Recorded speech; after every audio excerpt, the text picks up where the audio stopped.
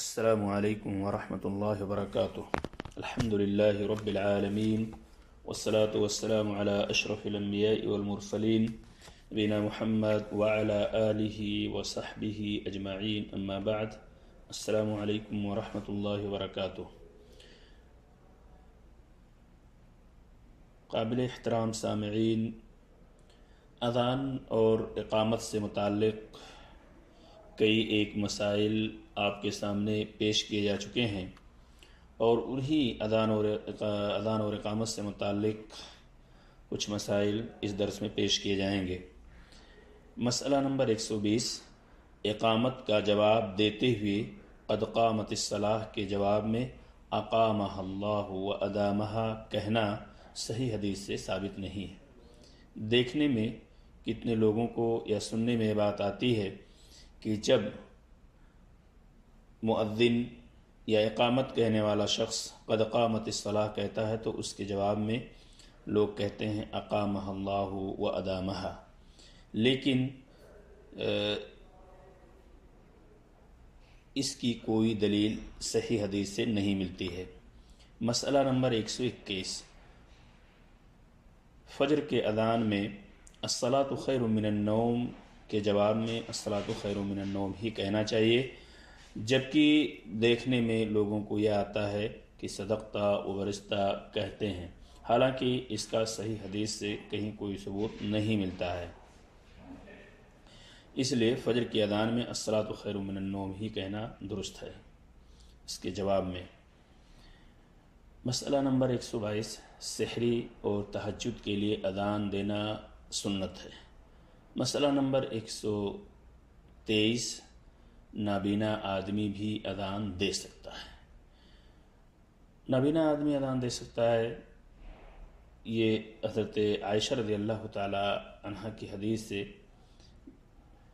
آپ اس مسئلے کو مستنبط کر سکتے ہیں۔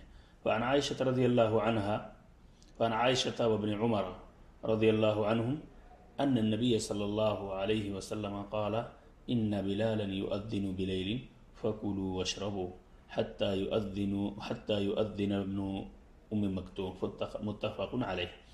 حضرت عائشہ رضی اللہ تعالی عنہ اور ابن عمر رضی اللہ عنہما سے روایت ہے کہ نبی اکرم صلی اللہ علیہ وسلم نے فرمایا، بلال رضی اللہ عنہ رات کو جگانے کے لیے اذان دیتے ہیں، لہذا ابن ام مکتوم رضی اللہ عنہ کی اذان تک کھاتے پیتے رہا کرو۔ تو یہ بھی ویسے روایت سے بخاری اور سے مسلم کے اندر موجود ہے۔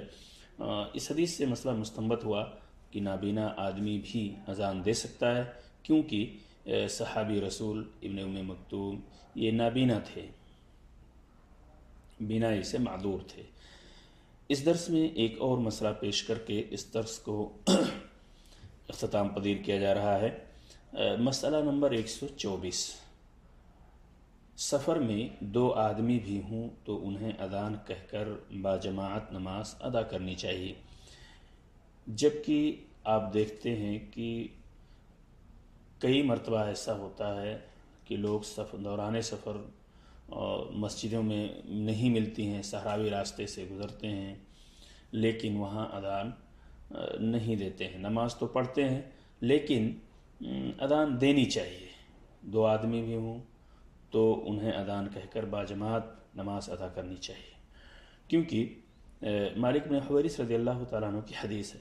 فعن مالک بن حویرث رضی اللہ عنہ قال اتیت النبی صلی اللہ علیہ وسلم انا وابن عم لی فقال اذا سافرتما فاذنا واقیما ولیؤمکما اکبرکما، رواہ البخاری۔ حضرت مالک بن حویرث رضی اللہ عنہ کہتے ہیں کہ میں اور میرا چچا زاد بھائی نبی اکرم صلی اللہ علیہ وسلم کی خدمت میں حاضر ہوئے۔ آپ صلی اللہ علیہ وسلم نے ہمیں نصیحت فرمائی کہ جب دونوں سفر پر جاؤ تو اذان اور اقامت کہو، پھر تم میں سے جو بڑا ہو وہ امامت کرائے۔ یہ روایت بھی صحیح بخاری کے اندر موجود ہے۔ تو ہمارے لیے ضروری ہے کہ ان تمام چھوٹے چھوٹے مسائل کی طرف ہم توجہ دیں اور انہی چیز کو بروئے کار لائیں جن کا قرآن و حدیث سے ثبوت ہے۔ اللہ تبارک تعالی ہم سب کو قرآن اور حدیث کے مطابق زندگی گزارنے کی توفیق عطا فرمائے۔ آمین۔ السلام علیکم ورحمۃ اللہ وبرکاتہ۔